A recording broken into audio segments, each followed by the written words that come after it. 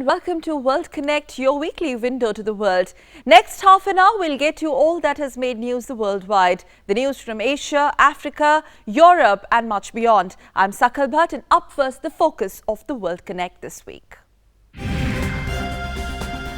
As the world leaders underline the need to defeat all forms of terrorism at UNGA, Pakistan Prime Minister Nawaz Sharif, in stark contrast, glorifies it, gets big snub from international community. Islamabad faces Balochisthan heat amid growing protests and demonstrations as European Union warns it of sanctions over atrocities and human rights violations. Charlotte police shooting of a black man sparks massive protest. Third such shooting in a week in Oklahoma. Female police officer charged with first-degree manslaughter for killing a black man. And Afghanistan government strikes a peace deal with war-torn nation's most notorious warlord, Gulbuddin Hekmatyar, triggering hopes for an end to decades of conflict in the region. And in Human Touch, the story of wonder kid Robby Heil, inflicted with Down syndrome and a doting mother who is battling with cancer. Robby is truly a superboy of his Michigan high school baseball team. Up first, news from Americas. Well, it was supposedly world's toughest to-do list, and to top its agenda was stop violent extremism, solve the world's global refugee crisis, foster peace in the ravaged Middle East, and work to end poverty, disease, hunger and the threat of nuclear weapons. That was the agenda as more than 140 heads of state and government descended on New York this week for the annual United Nations General Assembly. Backing India, Afghanistan cautioned the international community that the elimination of safe havens, especially those in Pakistan. As the world grappled with many pressing issues, terror claimed center stage space on the New York stage. In the wake of the Uri attack, India vowed to isolate Pakistan internationally in forums such as the UN as a strategic response. Whereas Pakistan's efforts of internationalizing the Kashmir dispute seemed to have gained no support amid fears of isolation. At the UN General Assembly's 71st session, rejecting Pakistan's repeated pleas to the UN to resolve the Kashmir dispute, UN Secretary General Ban Ki-moon told Prime Minister Nawaz Sharif that Pakistan and India should address their outstanding issues, including Kashmir, through dialogue. India exercised its right to reply, with the First Secretary of the Permanent Mission of India to the United Nations, Enam Gambhir, saying that the worst violation of human rights is terrorism. Practiced as an instrument of state policy in Pakistan, Pakistan was described as hypocritical. What we see in Pakistan, Mr. President, is a terrorist state which analyzes billions of dollars, much of it diverted from international aid to training, financing and supporting terrorist groups as militant proxies against its neighbors. Terrorist entities and their leaders, including many designated by the UN, continue to roam its streets freely and operate with state support. Backing India, Afghanistan cautioned the international community that the elimination of safe havens, especially those in Pakistan, are paramount in the fight against terrorism. Addressing the United Nations General Assembly, the country's Vice President, Sarwar Danesh, had a very terse message to deliver. Where were the previous leaders of the Taliban and Al-Qaeda residing, and where were they killed? At this very moment, where are the leaders of the Taliban and Haqqani network located? From where and how are terrorists being trained, equipped and financed during a full-scale war? Without taking any names, US President Barack Obama asked nations engaged in proxy wars to end them, warning that if communities are not allowed to coexist, the embers of extremism will continue to burn, causing sufferings to countless human beings. Earlier on the sidelines of the UNGA meet, US Secretary of State John Kerry asked Prime Minister Nawaz Sharif to prevent terrorists from using Pakistani territory as safe havens, as he expressed strong concern over the violence in Kashmir. State Department spokesperson John Kirby said that Kerry reiterated the need for Pakistan to prevent all terrorists from using Pakistani territory as safe havens. The UN marked its own endings, as both President Barack Obama and UN Secretary General Ban Ki-moon attended for the last time in their current capacities. Over in Balochistan, voices of condemnation continue to flare up against gross human rights violations by Pakistan. And to top it all, massive protests were staged by Baloch activists, slamming Pakistan Prime Minister Nawaz Sharif's speech. These protests were held outside UNGA headquarters. Meanwhile, European Parliament Vice President Razad Zarneski has warned Pakistan of economic and political sanctions over Balochistan massacre. As Pakistan's Prime Minister Nawaz Sharif took to the United Nations General Assembly stage and parroted his disillusioned and hypocritical rhetoric on terrorism and human rights, Baloch activists raised placards and slogans right outside the venue to show him the mirror. Activists slammed Sharif's address at the UNGA, saying Islamabad's dual face and lies have been exposed and it cannot hide the truth anymore. This protest is to highlight the suppression, subjugation and repression of the people by the Pakistani forces. They, as a strategic policy, they have adopted a strategic policy to suppress us, to loot us, to loot our resources, and for their strategic designs, they are eliminating the Baloch people. Recovery of mass graves, decomposed bodies of long-lost family members, missing activists with no clues for years, and women and children subjected to brutality are just parts of a long and harrowing story of suppressed Baloch population. Baloch nationalist movement leader Brahumdag Bukti also led a protest in Geneva, where the United Nations Human Rights Council is situated. Foreign and independent media and rights activists are banned for entering Balochistan, preventing the true picture from coming out in public. This week, one more extremely decomposed body of a Baloch youth was recovered in the suburbs of Panjgur in Balochistan. The 17-year-old youth named Mohammad Jan was abducted 3 years ago. Baloch nationals and activists across the globe have been protesting against Pakistan's atrocities in the country's thinly populated region. The issue never came to limelight until Indian Prime Minister Narendra Modi made a mention of Balochistan in his Independence Day speech. The family of the African-American man whose death has triggered days of unrest in Charlotte in North Carolina released a dramatic video of the police shooting, raising pressure on the authorities to make their own footage public. The city of Charlotte is simmering with tension as teeming protesters throng the streets of the North Carolina city. Charlotte is boiling. As hundreds of protesters storm the streets of the North Carolina city, tensions are on a high. It came to a standstill over the killing of a black man by the police. It all started when Keith Lamont Scott was shot fatally by a police officer on Tuesday night. He was the third black man in a week killed by the US police, sparking nationwide protests. Police used tear gas as they tried to control hundreds of protesters. Clashes between the cops and angry crowds left many officers and protesters injured. The raging violence forced authorities to declare a state of emergency and deployment of the National Guard and Highway Patrol officers in Charlotte. With days of protests and violence, officials even imposed a night curfew. According to police claims, 43-year-old Keith Scott was repeatedly told to drop his gun and was shot and killed after he refused to do so. Scott's family has outrightly denied police claims. A witness countered police, saying he was holding a book, not a firearm. Protesters demanded the footage of the incident be released to the public, but authorities have rejected the demand, saying it will not be made public until there was a compelling reason. Black activists and pastors called for an economic boycott of the city as the Charlotte violence unfolded. White police officer Betty Shelby in Tulsa in Oklahoma, who fatally shot a black man, has been charged with first-degree manslaughter.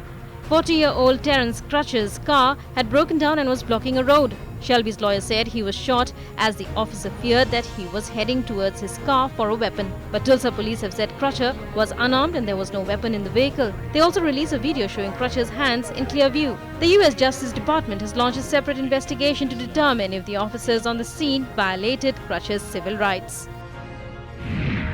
Staying with news from America, prosecutors in the U.S. have charged an Afghan-born American national Ahmad Khan Rahami with planting bombs in New York and New Jersey. He's also charged with use of weapons of mass destruction, bombing a public place, destruction of property, and use of a destructive device. Nearly 30 people were injured in Manhattan attack where a homemade bomb detonated. 28-year-old Rahami was arrested on Monday after a gunfight with police in Linden in New Jersey and is under undergoing treatment. He was spotted when a bar owner tipped off police to the whereabouts of Rahami linked to the weekend bombings in the New York area, said he saw Ahmad Khan Rahami in the doorway of his bar in Linden in New Jersey. The FBI meanwhile has sought two men as witness seen in surveillance footage. The duo picked up a bag containing a pressure cooker bomb believed to be planted by Ahmad Rahami in Chelsea. They left the device on the street and took the bag. Federal prosecutors said that Rahami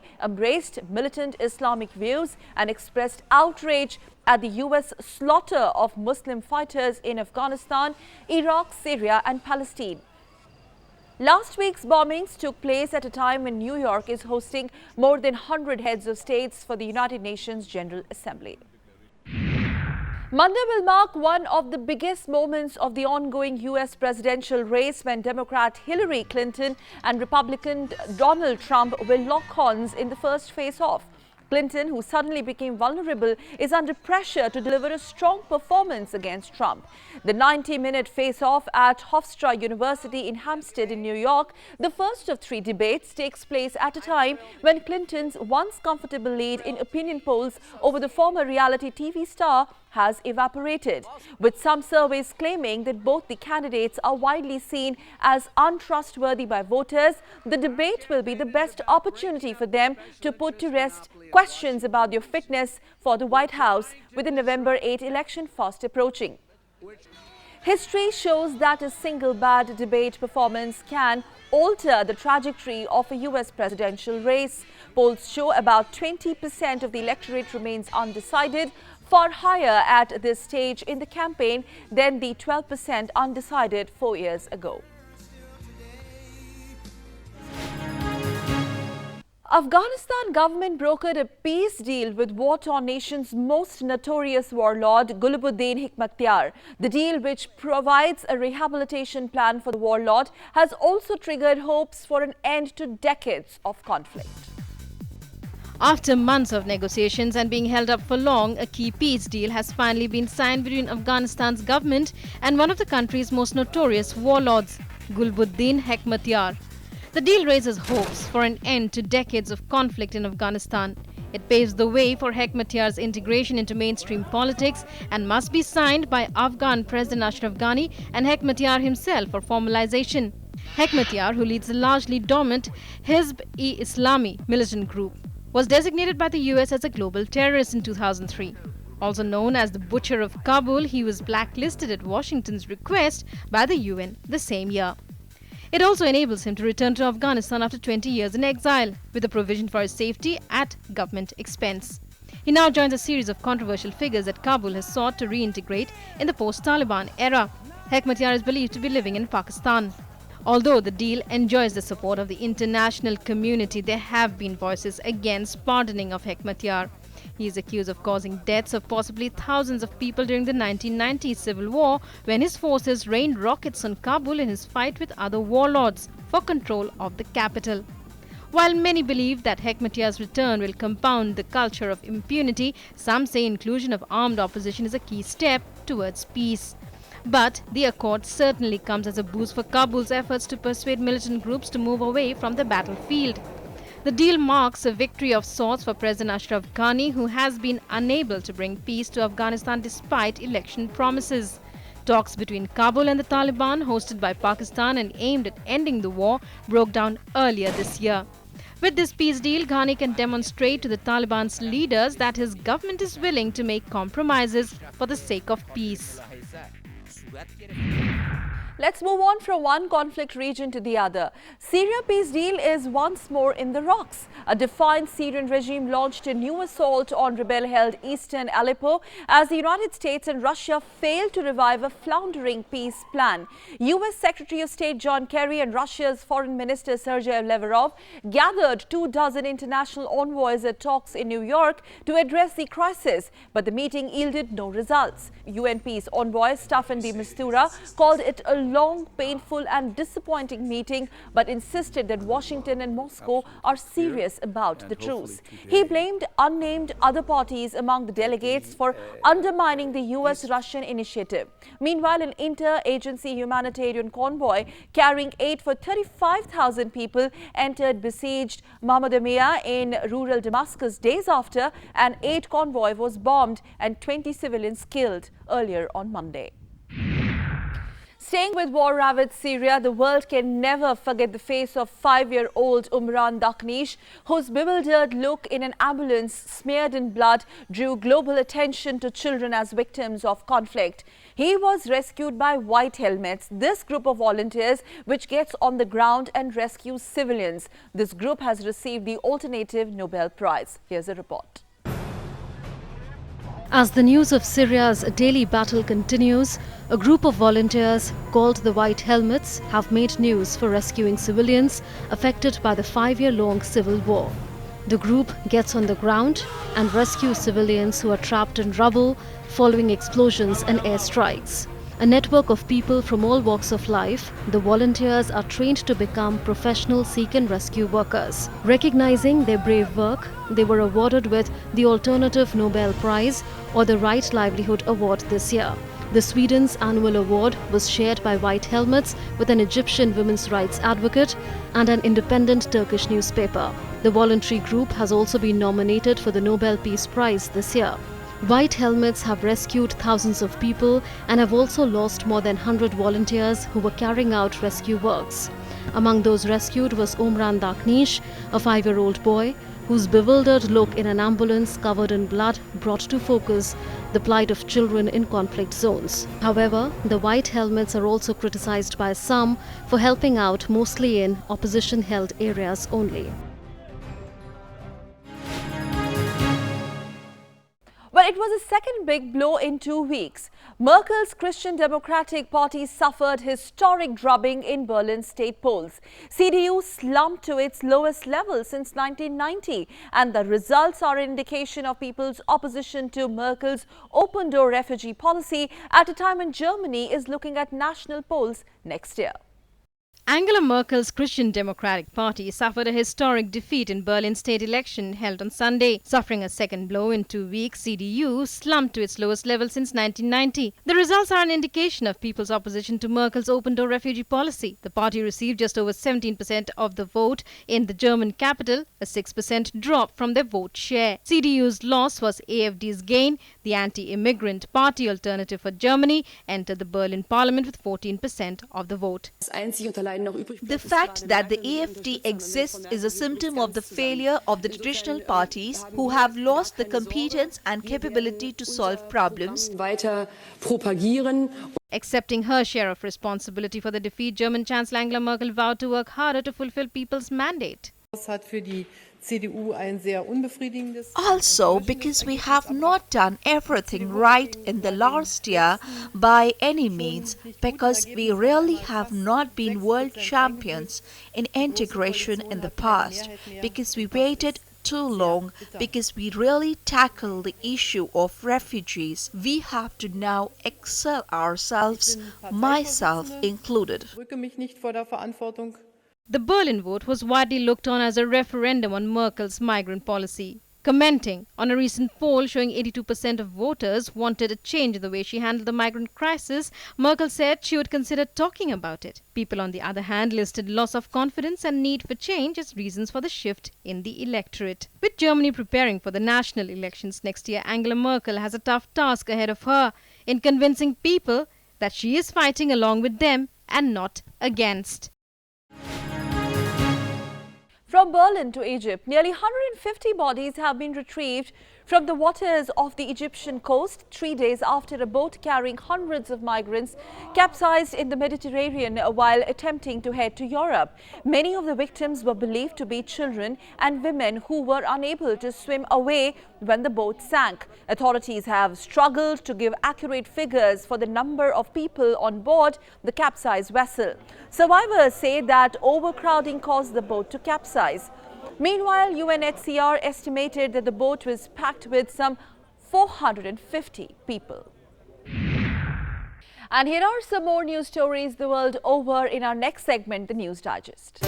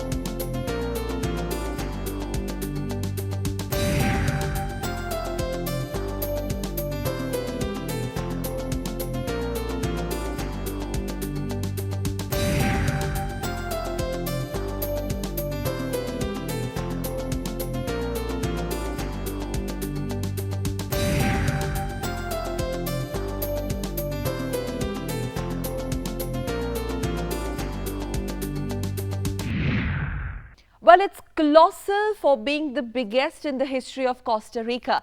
That's how Costa Rican President Luis Guillermo Solí described Central America's largest hydroelectric project, which took 6 years to build. Here's a report.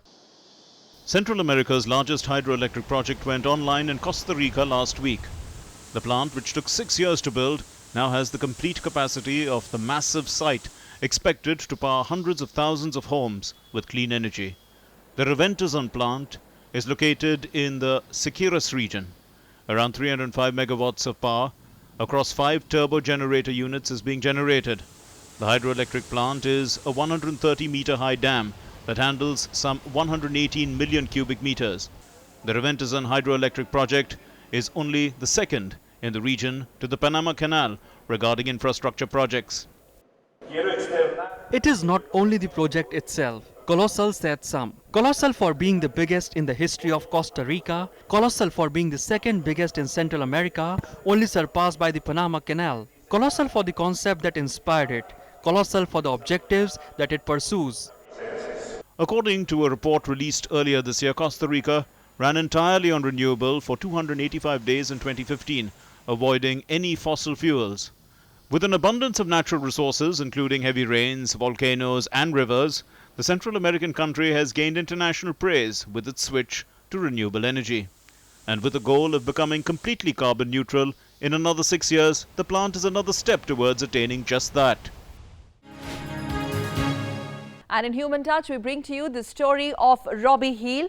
He is a senior at the Michigan High School and he was in for a big surprise. The water boy of the school football team, who has Down syndrome and has a doting mother who is battling with cancer. When this wonder boy is at his game, "We love Robby" slogans rent the air.